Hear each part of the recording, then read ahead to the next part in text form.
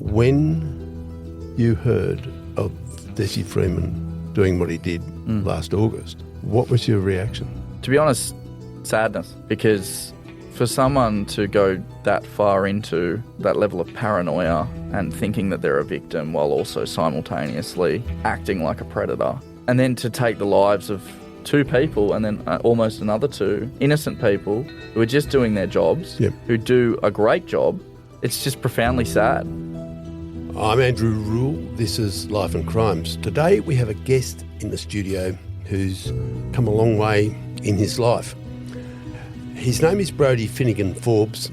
He is a young man who became involved with what we call the sovereign citizens back during the COVID pandemic. And he spent almost a year on a compound in rural Western Victoria with a group of people that he realised over a period of about 10 months could be quite menacing.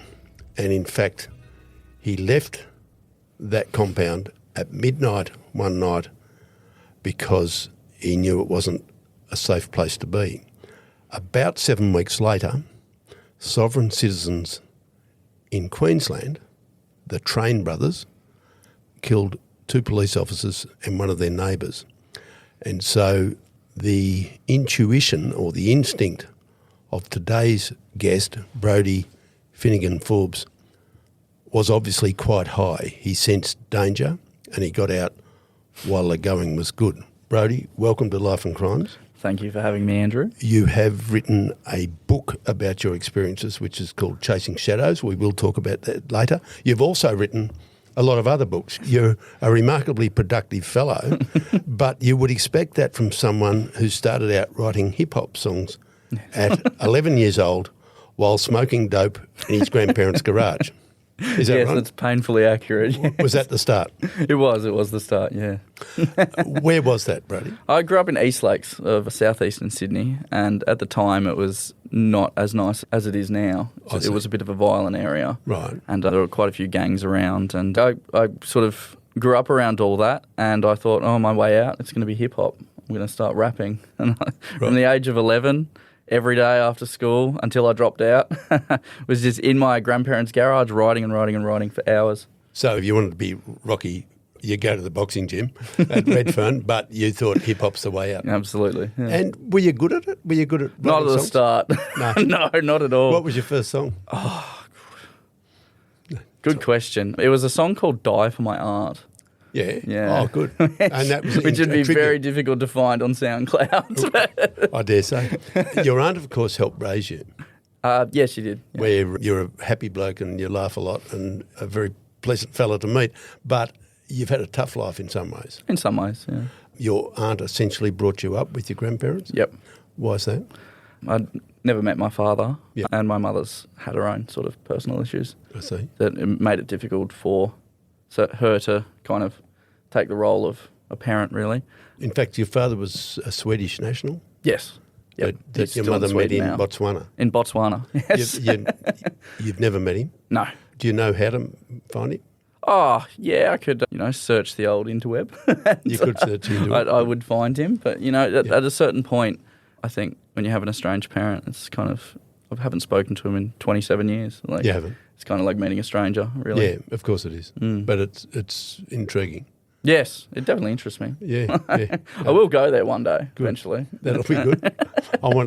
I'd want to see some film of that. Now, you started out as a hip-hop artist at 11. Yes. You became more of a hip-hop or a rapper, correct me if I'm wrong, as a teenager. Yeah, over a period of 9 years, I was all about rap and hip-hop. I went under the alias Hellboy 707. Yeah. And why? Good question. Why 707? 707's another good question. Where I grew up... Sounds like a Boeing aircraft. Yeah, it kind of does, doesn't it? There's a lot of different meanings. I won't go into that right now. I'll tell you more about the whole sort of process. It took me 9 years to realise, to actually start a bit of momentum as a hip-hop artist. I learnt to build a brand. I learnt to record and to get gigs. To perform and stuff like that. Yeah. And then it started to take off. I started to get a bit of underground fame in the Australian hip-hop industry. And what happened? Well, the same things that happen with fame in general is I got a few death threats, had people taking photos of me, all this sort of stuff. Really? So, yeah, it kind of kicked off like that. So I knew there was momentum. Yeah. Death threats will do that. Yeah. That's momentum. Yeah. At least they're taking notice. Well, that's the thing. It took 9 years for them to take notice. Right. And then I was starting to get paid for performances. And it really started looking like, oh, wow, I've got a future here. Yeah. This is going to be great. Yeah. And then COVID hit. And so this... Suddenly all the performances are cancelled. Everyone cares about COVID and, it's, a big deal. So this really is what happened to so many people, particularly young people. COVID came in and just cut them off at the knees. Pretty much. Cut off their ambitions, their businesses, their dreams, their education, whatever it might be. What happened to you then? Well... This is relevant to our bigger story, of course. Well, at the time I was working in an organic grocery store in Mascot area. Right. And I was already kind of leaning towards that anti-establishment, anti-government kind of mindset. Yep. So I started really pushing against COVID, not wearing a mask, not complying with the the lockdowns, to the point where myself and the owner of the store were getting arrested. Really? Multiple times. Yeah. Just for non-compliance. And then I was also pushing the agenda on customers as well, and they were coming in and pushing it on us, and it was just started to be a bit of a pipeline towards... Unlike attracts like people who believed in no masks and so on would go to your store, and others would not. Yeah. So self-channeling. Pretty much, yeah. So I met a customer. She introduced me to online Zoom groups. Yeah. Sovereign citizen online Zoom groups. Right. Pseudo-law. Yeah. Because at the time I wanted control back over my life. I felt like I'd just lost a bright future. Probably. Roughly. Yeah, around that. Yeah. Could have been, I think I was 21. Because I worked at the organic store for about 3 years. But anyway. Yeah, so I got involved in these Zoom groups, and then all of a sudden it was all day, every day, because I'm that type of person. Like, I was already heavily tattooed by the time I was, 19. So I'm an all or nothing kind of guy, and I commit. When I do something, I commit and I see it through. So I got into these Zoom groups and I spent all day and night learning everything I could about the pseudo-legal theories. Yep. And before long, I started to take the branding and the marketing that I'd learnt in doing hip-hop and moved it on over to the Zoom groups. You already knew how to do this trick. Yeah, just transferred the skills over. Which particular university teaches pseudo-law? Cambridge? Oxford? I think it's Harvard, actually. Where does it come from? It comes from the Hells Angels rejects in It comes from a mix of legal misinterpretation, overthinking, panic, paranoia, and also... Drugs? Oh, at times, but I wasn't. Bourbon? I wasn't on them at the time. No. Some people, absolutely. But it's a conspiracy. Yeah. Conspiracy theories is a big driver of a lot of it as well. Yep. Yeah. So you really got across a hybrid version of everybody else's thoughts and conspiracies and fears and all the rest of it. Fantasies, delusions. In a way, You mastered all of them. I did. Yeah. You were better at regurgitating them than the average bear because you were an artist. I think so, I think I was able to retain the information and then present it back to people in a way that was dazzling. This sets us up for, explains how you were able to become interesting enough to people to be offered to go and so you had something they wanted. Yeah, exactly. So these Zoom groups, first I was in them, learning.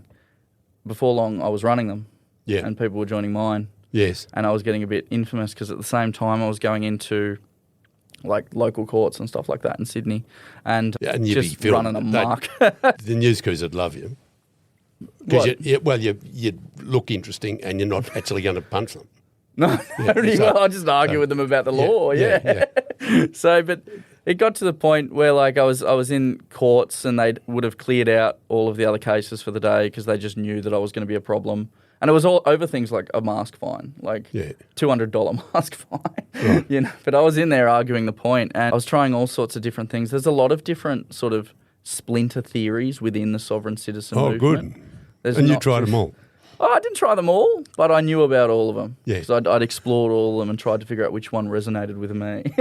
Did you find legitimate ways of raising technicalities to beat any of these charges? I did, yes. I actually did learn quite a lot about how courts work and how police work and what my rights are and the Freedom of Information Act and Personal Property Securities Register and all these sort of different things. However, I completely misuse them. Yeah. But you know, there's positives and negatives to everything. This sets the scene for what happened next. And what happened next, as I understand it, is that you were invited to come to Victoria to this, what you call a compound, which is a shabby little squalid little... It looked like where Desi Freeman was found. Yeah, okay. It's similar to that kind of environment. Who made the offer? How did it happen? Another sort of... I had quite a few offers. It wasn't just... this was the one that I thought was the right one for me. Because at the time, I was doing 24-hour Zooms at the time. Yeah. And people could just... who were involved in the movement would just jump on, tell me stories. We'd talk about pseudo-legal theories. 24-hour Zooms? Yeah, it was just any time of day. I'd be... I wasn't on Centrelink or any of this. I'd cut all of that off. Yeah. Because I was really committed. I didn't want any contracts with the government whatsoever. Right. I wanted to do everything. Unlike a lot of people involved. Well, yeah. So I was starting to become in a pretty desperate situation. Plus the police were knocking at my door like while I was on the Zooms. Right. And then the people who were on the Zooms, one of them came to me and said, hey, do you want to come down to Country Victoria? We've got a little community down here. And you said yes. And I said yes, and the next day I was on the way. This was Christmas Eve of 2021. 2021, yep. Why would you leave Sydney and the remnants of your family or your family on Christmas Eve? So essentially my relationship with my family was at the time quite shattered. Yep. And as you kind of involve yourself in these theories, I describe the movement as an echo chamber. So if you're leaning into it, it's going to create more of what you're leaning into, of course, and throw it back at you. Yeah. And then the outside world gets blocked out. Yeah. So and it gets amplified. I got more isolated, and this was the community. You see that now. And that's what happened. So on Christmas Eve, you hitchhiked to Melbourne from Sydney. Yeah. You get to Melbourne. You somehow spend Christmas Day in Melbourne. Where did you spend that Christmas Day? Christmas Day, I was on the road. I think I was catching a V-line. Were you? Oh, you managed to get a train to Ararat. Ararat. Yeah. And then a member of the group that I was staying with picked me up. Yeah. Picked you up, took you across to this place. What was your first view of this compound where you spent the next 10 months? Well, it was on a couple acres, a few sheds here and there, a little house, and then a lot of different caravans and makeshift sort of setups all around the place. What did they offer you? Well, they offered me community. It was the big selling point. Yeah. And at the time, I was looking for that because I felt isolated. I felt that the world didn't understand me and also that the world was out to get me. I had police banging on my door at night. I had... When you're in the movement, if people aren't thinking like you often label them as a sheep or as they're not awake. This is what the sovereign citizens say. They regard everybody outside themselves as sheep, and that they're the chosen few. Yes, you've described it in your talking to me earlier as a narcissistic. Absolutely, thing. Yeah. It appealed to the narcissism in me. Yeah, completely. Okay. Like I was like, oh, I'm chosen. Oh, oh, good. Right. What were the sleeping arrangements there? You got a converted shipping container? Yeah, I was in a very shipping desi, container. isn't it? Yeah, it was actually.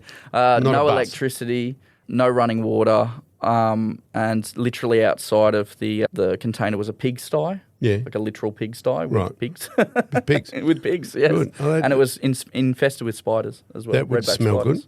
Good. It wasn't great. So how'd you go for the washing and stuff?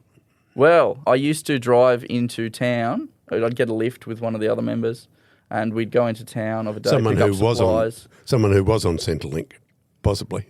No, weren't on Centrelink. Different people did different things to make money, but there were people there who were on Centrelink, absolutely. No, and sometimes I get a lift with them.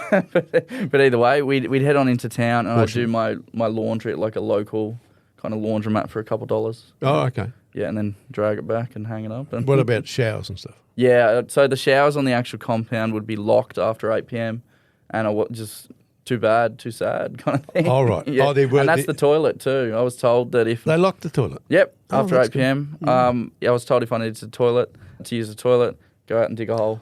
And I thought newspapers were tough. Well, that's not good. So the reality of it is that they expect you, and I've used this word in a story we've written, a sort of a performing bear for the movement. They pretty much, because you're a good I came talker. with the legal knowledge. You came with the legal knowledge. Pseudo-legal knowledge. They could parade you around, go to seminars as they called them, or whatever meetings, whatever you want to call them, and you'd talk. I'd be the You'd be the star attraction. Pretty much, yeah. So we used to have barbecues like every month where hundreds of people would come. Really? Yeah, hundreds of people who were leaning into the ideology in some way. Some were really extreme. Yeah. Others were just interested. Yeah. To find out more. And you've had enough stagecraft, which... Yeah. As you can probably tell, I'm a bit of a showman. Well, you do see it with, anybody that's performed on stage with bands or anything, they're much better at it than other people because they've done it. And you'd done it at a young age, and so it was part of your nature. And a lot of the people that came to those things, that's not what they're good at. They might be good at making guns or fixing diesel motors or whatever it might be. Yeah. But they're not good at what you're good at. Yeah, it's a particular type of apprenticeship, isn't it? It is, in media and stuff. Yeah. Yep. And you've got a natural bent. You've got a pleasant demeanour and Thank you. a nice That's voice. very kind of you. all that good stuff. So that went well for a while. It did. Yes, I even got the main alpha male on the compound, as it will, because there's always political dynamics everywhere you go, especially in the sovereign citizen world. It talks about freedom and community, but a lot of the time there's an unspoken hierarchy of egos that are constantly clashing with each other. There's always a silverback. Oh, yeah. So essentially I was the kind of the pseudo-legal expert. So I came and I actually picked apart some inconsistencies in a gun charge that he was facing. The silverback had a gun charge. Facing 2 years in jail. Was he? Yeah. So what sort of gun charge was that? I think it was a problem with the licensing. But he was already like a known kind of offender. 2 years in jail's a fair while. Yeah. Yeah, so it could be something reasonably... But essentially what I'd done is I'd tried the sort of pseudo-legal theories that I was using, and I mixed it in with a bit of picking apart the technicalities and the simple mistakes that anyone would make. You actually looked at the documents and said, hang on, Sergeant, this is not pretty spelled much, right, yeah. and this date's wrong. Yeah, and because so of those technicalities... You beat it. I beat it, yeah. Which is what good lawyers do. Well, it made me... I was already known, but now it was proven. Yeah, you're proven, yeah. Because I'd also mixed in the other stuff. Pseudo-legal stuff, so it made it kind of work in that way. And at the time, I was like, wow, this is powerful. Yeah. But in hindsight, I'm like, no, it was the fact that I pulled apart the inconsistencies. The wrong date on the document or whatever, Pretty much, that it was. kind of thing, yeah. But that was early in 2022? Yes, January. Things, right. So, but you'd only been there a few weeks. Yeah, literally. What happened after that? Well, I started to see the cracks show. Did you? Yes. And just give us an example. Bullying? No. Yes. Shocking. Bullying. Because of the dynamics on the compound, and the guy who was the big alpha dog kind of just needed someone to pick on. Yeah. And it was a weird little environment, lots of little quirks of people and stuff. But I started to see the bullying and like the psychological abuse and emotional abuse and also physical abuse on the compound. There were also drugs and alcohol. I wasn't partaking in any because I've been sober for a long time. Yeah. But yeah, that's definitely there as well. Right. Those sort of things. Wouldn't help. I was brewing his own alcohol, his own gin and beer, and also growing his own tobacco and weed. So like it was, there was drugs aplenty if you needed them. Yeah. But at the same time, I started to see what it was really like. The illusion of community was starting to shatter. Right. And then people were always coming and going as well. There was a core group of just under 10 of us who were there all the time. Right. And then people would come and go. So a bit of a drop-in thing. Pretty much, yeah. And I presume that some of the drop-ins wouldn't be the sort of people you necessarily want to see? Absolutely not. Somebody who's just got out of jail or whatever it might be. Yeah. absolutely. Everyone would come to the barbecues. The barbecues was the big thing. Yeah. It was like, and I'd be up there talking, telling everyone about my Weekend things? yeah, kind of one Saturday a month. Yeah. You know? Yeah.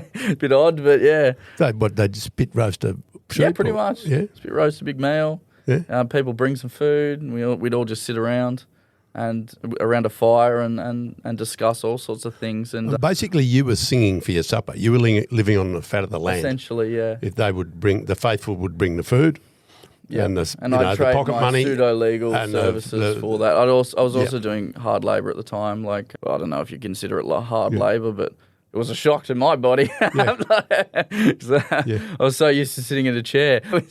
It was like chopping wood, cleaning gutters, you know, doing stuff like that. Yeah. So, but during these barbecues, you'd meet all sorts of people.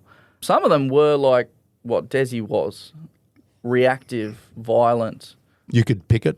Yeah, well, they tell you.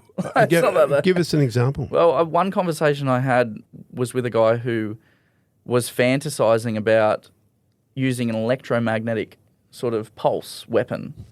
And he'd make one, and then he'd make his own guns and 2 bullets in the back of the head to some cops. And so he was actually they'd never know. They'd never see it outlining how to kill police. Yeah, it was like almost a half-baked plan, really. And the electromagnet thing was a way to kill their communications. Kill communications, yeah. Which may or may not be, it may be feasible for all we know. I don't know, but when I heard that, I was like, whoa, this is...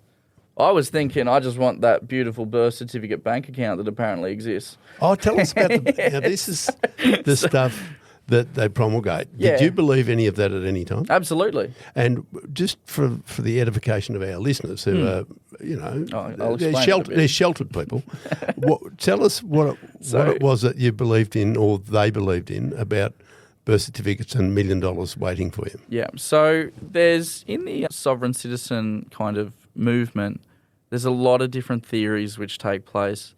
There's the ones which Desi would have been associated with, or I think would have been associated with, which is like, oh, the government's out to get me. They're all evil. It's the big evil empire, and everyone's a sheep, and they're going to control us and all that sort of stuff.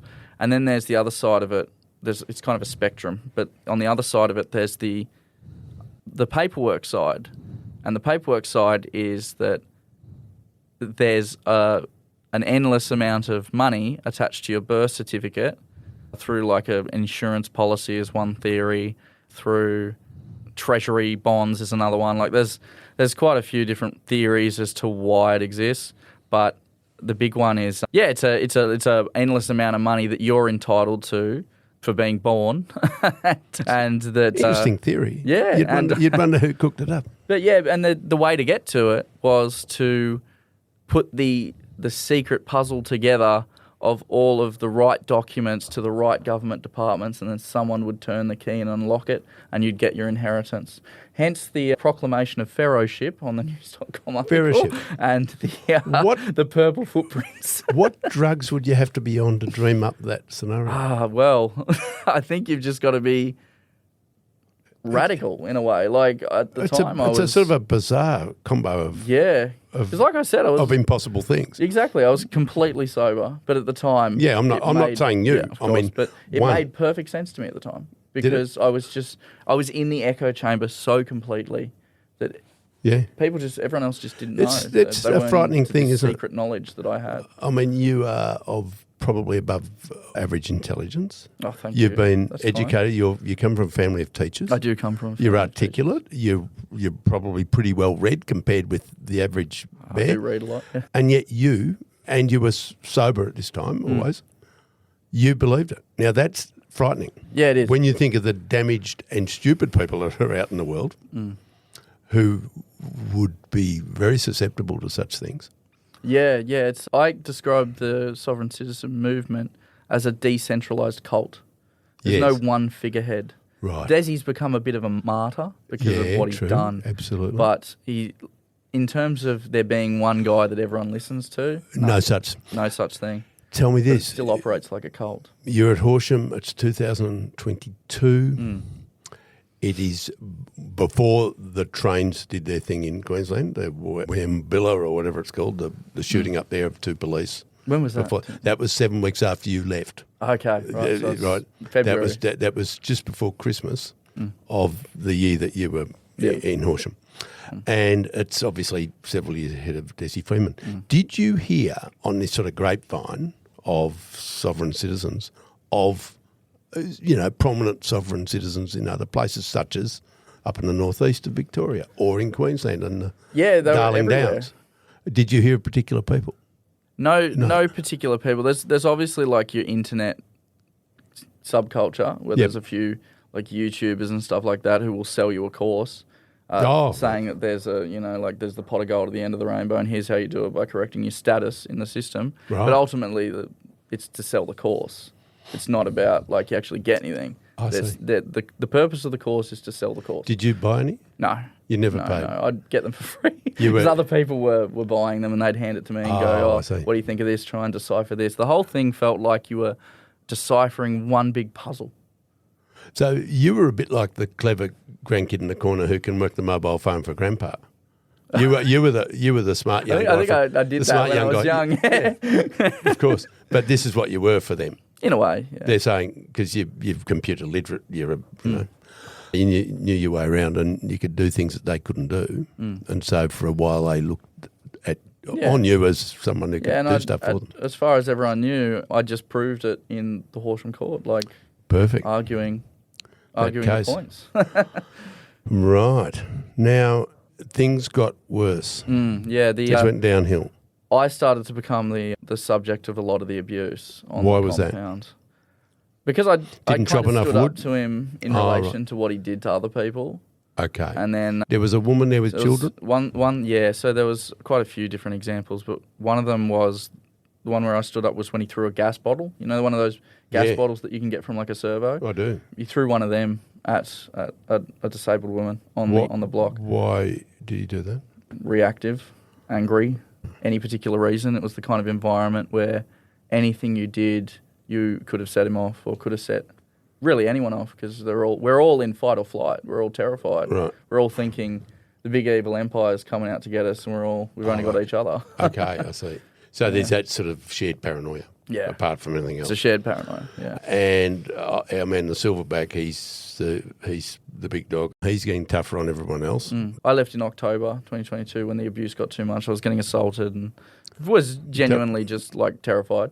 Tell us about that, what led to the actual night and what you did to get out. Well, it was kind of a lot of, when I was speaking with a domestic violence kind of support worker after I'd escaped, she described it to me as a kind of a classic domestic violence situation where it kind of goes in a cycle. You know, it starts with passive aggression and you sense it in the air and it builds up and builds up and builds up and then there's an explosion and something happens. And it was either, me getting screamed at in front of a crowd of people, me getting like thrown against things, like there were. So he'd manhandle you? Yeah. So there are a few different examples of just the explosions, but each time for the next 2 weeks after that, you'd be love bombed. You were the greatest person in the world. Right. They were so thankful to have you. Right. Yeah, it was, and then the cycle would start again. So it's a classic. Look what you made me do. It just gets worse each time. Yep. And he'd kiss and make up. Pretty much. And then I went through 3 cycles of that and I was like, this is just getting worse. This is a pattern for you. Other people are starting to jump in on it as well and follow his lead. Yeah. So I was like, I've got to get out of here. And I did. I just was planning it for a while. I had this little van that I was trying to put together, but it was all rust. It was like a rust bucket. It was not great. But I got in that and I grabbed my cat. And I grabbed my Did you take that cat with you to the place, or did you get it? Yeah, I brought it from Sydney. You brought it from Sydney. Yeah. You hitchhiked to Melbourne and then took the train on Christmas Day to Ararat with your tabby cat. I actually had 2 cats originally when I first left Sydney. But I apologise. No, it's okay because on the way down I actually lost one of them. No, and I was devastated. Yeah, well, you would be. And because I was in such a I had no money, and it was in the Southern Highlands in Sydney. What sort of cat? Like an orange sort of long hair female. So cat. Up there somewhere, there's an orange long hair? No, she's gotten found and she's with another family now. She got found? It devastated me at the time because I just had no money. I had no way to bring her down to me. So I kind of had to just kind of release her to the RSPCA. And in Barrel? Yeah. Yeah, okay, And, well, she was eventually found because she was gone for like a week and we just couldn't find her. She took off. Yep. And someone found her, and the microchip obviously pinged me. Yep. So they called me and they said, "We got someone who's interested if you." Yeah. Perfect. Oh, But it was devastating. What about your tabby cat? Yeah, so he came with me, he's still with me now. What's his name? Pretty boy. Pretty boy. And he went with you and lived on this place in your cabin? Pretty much, yeah. He just kind of lived there with me. Wandered around. What did he think of the place? You'd have to ask him, but he loved it. He just liked being outdoors, and there were a lot of other animals there too. He'd like there were barbecue chickens day. and sheep and other dogs and cats as well. So it was quite a... So on the night you left, you got Pretty Boy. Yeah, grabbed him, grabbed You my bag. got your laptop, Yep, your phone, yep. some Some of clothes, my paperwork. bit of paperwork, some clothes, and you sneaked them into your old van. Yep, and took off. And the bad man was not there that night. He wasn't. He He'd was gone out. out to celebrate because he just accused me of being a thief. And yeah, like it's a long story, but Celebrate what? me leaving. He wanted me to leave. Oh, So he was pushing me out. oh, Like I think, but I told him before I was going to go. I was like, I need to go. I need time. And he's like, great, I'll go out to celebrate then. And he took his partner and they went out to celebrate. And then while he was out, I packed everything and got out of there as quick as I could. And I Right. wasn't looking back. because you thought if he's back here, it might turn ugly. Yeah, pretty much. Absolutely. I was, terrified because I knew that he had access to weapons. I also knew that a lot of his friends were of the same kind of reactive, violent demeanour. There's one in particular that you've mentioned, former Special Services, Special Forces. Special Forces. He showed you, among others, that he could make guns in his backyard. He'd run like kind of actual little like survivalist seminars for people. On how to make stuff. Yeah, how to make stuff, how to like identify different wild weeds and herbs and stuff that All you could that. live off in the bush. and- Okay. Yeah. But what about making weapons? Yeah, he was also making his own weapons out of his backyard. There were USBs going around. Yeah. They were, for some reason, they were in like Faraday cages. Like, Yeah. There's a lot of paranoia in the movement, a lot of like survivalists as well Right. who get into it. And there were USBs which had like pretty much diagrams on how to create weapons, explosives, like survival, bushcraft sort of So, things. some of this stuff is highly illegal because it's Just the nature of the it's, document. it's promoting stuff that could be used for terrorist acts. Yeah, absolutely. Yeah, okay. Where you saw that bloke, that man, the gun maker or bomb maker or whatever you want to call him, Yeah. in Western Victoria. Yeah. So he was within the He had a Bulls fake Royal. name too. It wasn't a real name. Okay. And he had like a lot of like fake documentation as well. Like, Did he? Yeah, like Yeah. fake, like sort of templates that could make fake documents, Oh, fake okay. passports, fake Really? birth certificates, stuff like that. Yeah. Did he? Interesting character. Yeah, well, yeah, but he scared me. Like they all scared me. It was Yeah. terrifying. Yeah. And that was when I started to realize like how deep I was into this thing. Is he the sort of fellow that might have been a mercenary at some point? Or I couldn't speculate, but I'd think maybe, yeah. yeah. What sort of age? Older. Yeah. Yeah, probably. Well, everybody was your older than age, you. Andrew, actually. Like, Obviously, a man at the peak of his career. Yes. Well, that's an interesting connection. That's an interesting thing. yeah. And you say that fellow was quite well known around this whole network. He was one of the ones who would speak at the barbecues, yeah. Okay. There were a few kind of key characters who just had really specialised experience. He in was the different hardware ways. man, and you were the. I was the legal dude. You're I the was legal one dude. who Yeah. knew the pseudo-legal stuff better than anyone. Yeah. So, so I'd escaped in the middle of the night and You washed up in Dimboola, Dimboola, next which town is over. a well-known name in Victoria. It's a lovely place. Yeah. Lovely place. On the Wimmera River. Yes. Yeah. Yep. And you lived in what? What did you live in there? I Not lived in on a vacant block in a tent. With, Did you?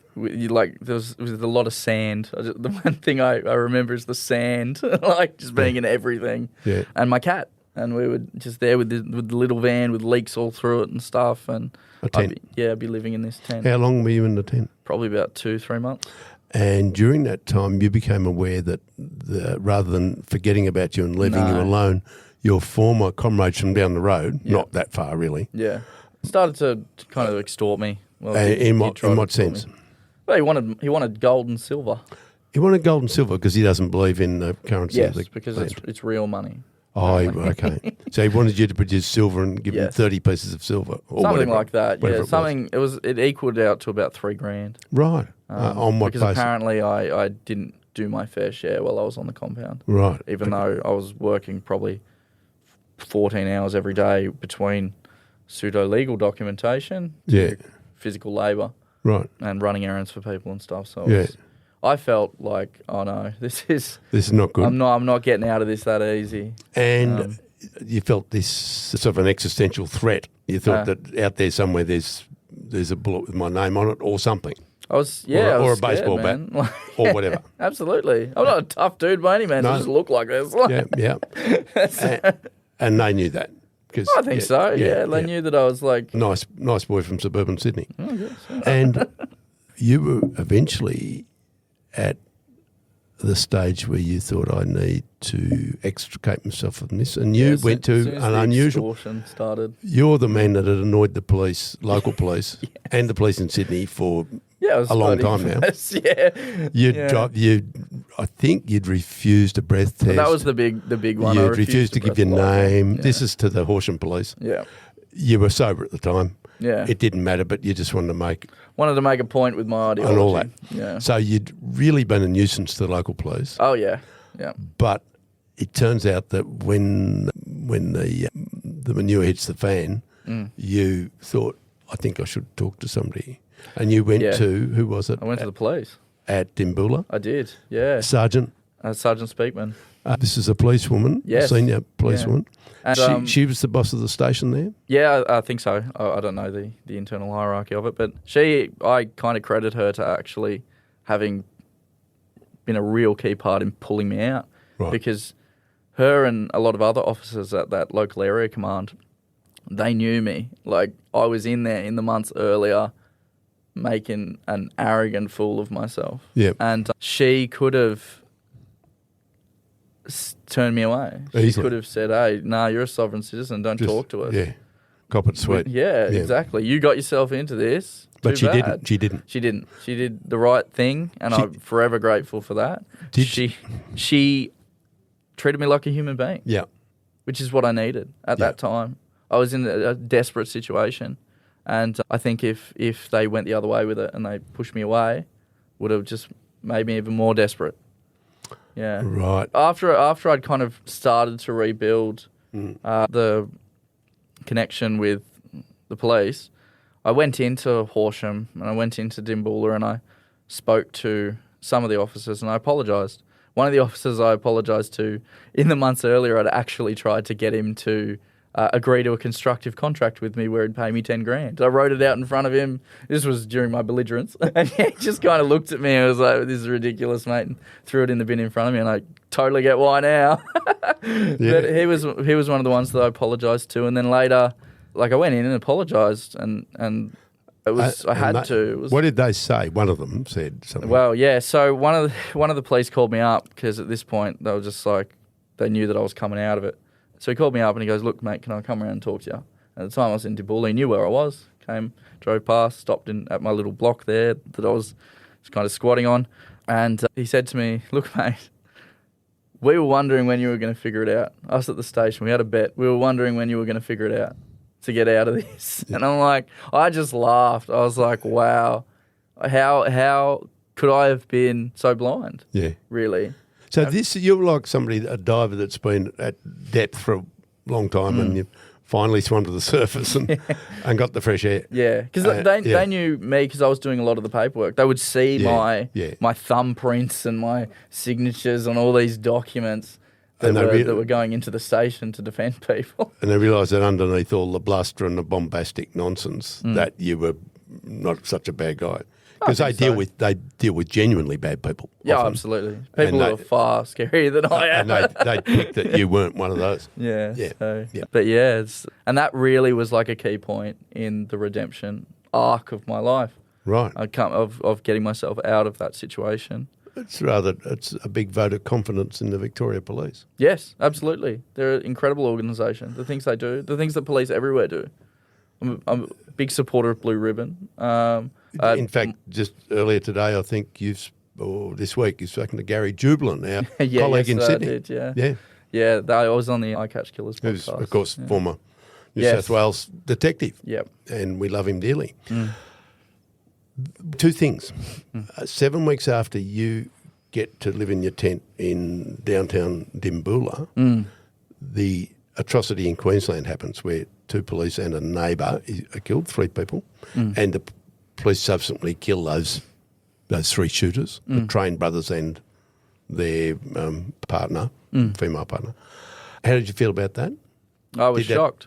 It kind of confirmed the fact that it was dangerous for me, because it was kind of the first big one that I'd heard of.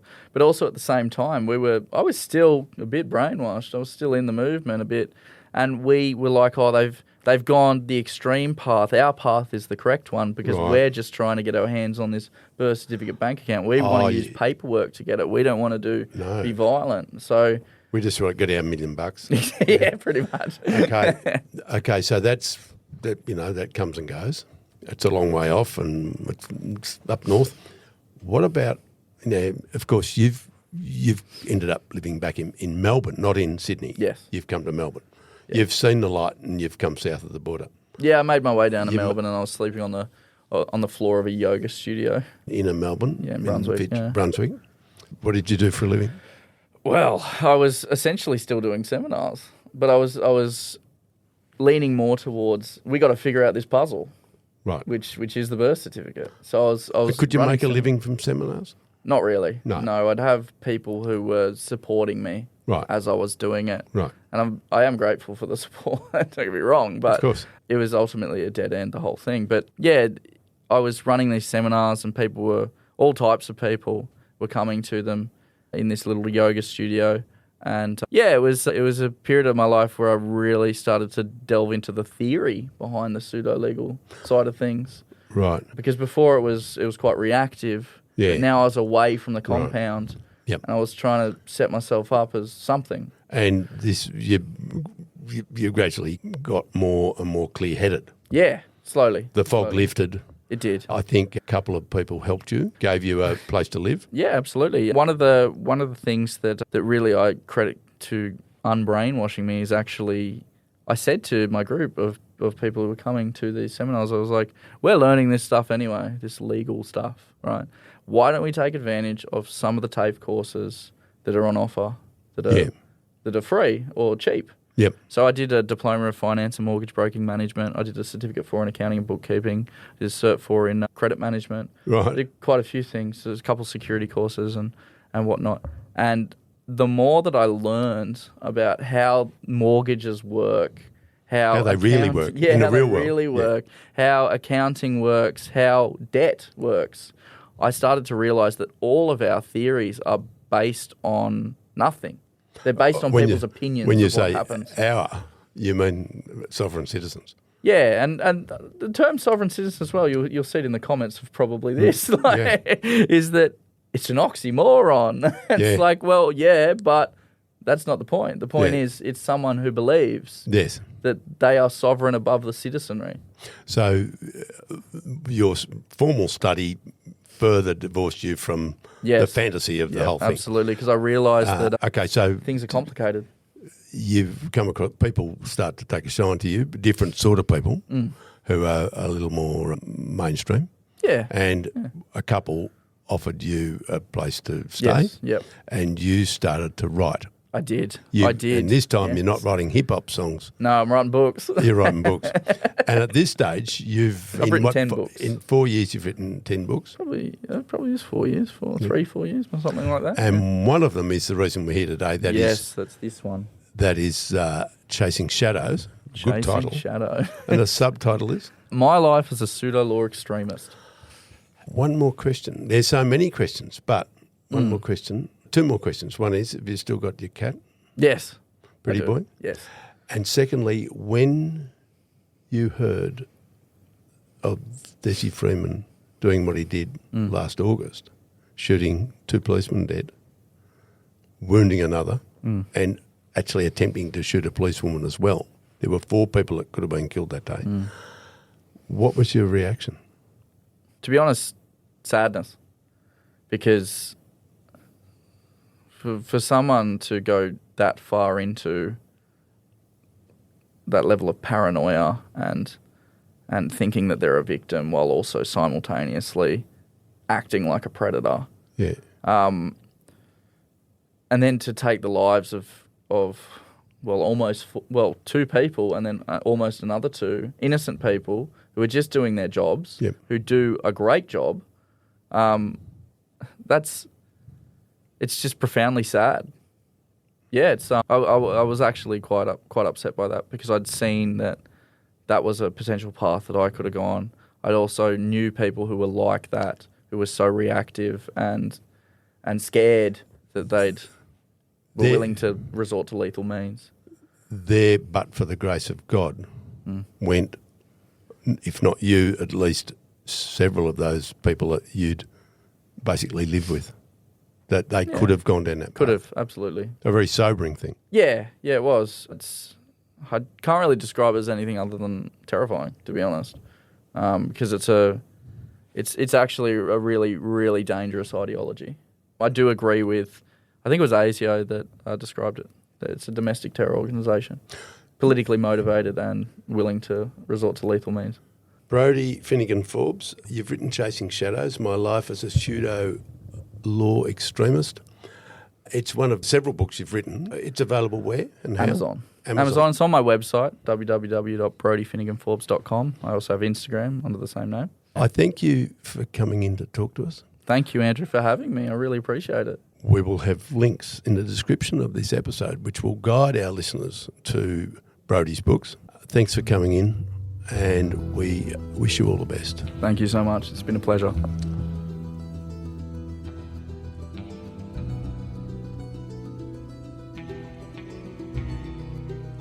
Thanks for listening. Life and Crimes is a Sunday Herald Sun production for True Crime Australia. Our producer is Jonty Burton. For my columns, features and more, go to heraldsun.com.au/Andrew Rule, one word. For advertising inquiries, go to newspodcastssold@news.com.au. That is all one word, newspodcastssold.